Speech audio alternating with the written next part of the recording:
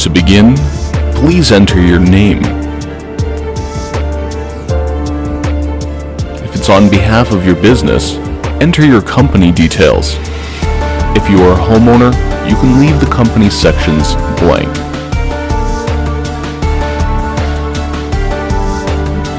Before you dig, partners and utility owners may try to contact you about your tickets in a number of ways.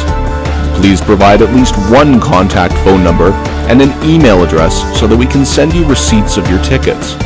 If you have entered a company name above, please select your industry and user type. Otherwise, select homeowner for both of these fields. These are the details you will use to log into the online service. Most people use their email address as their username. When choosing your password, it must be at least 6 characters long and contain both letters and numerals. We ask a security question as a privacy precaution. This is used sometimes if we need to verify your identity. We suggest picking an answer that only you will know.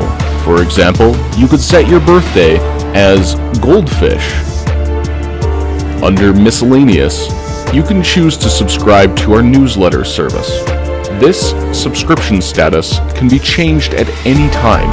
Check the box to agree to our terms and conditions, then click on Sign Up to complete your registration.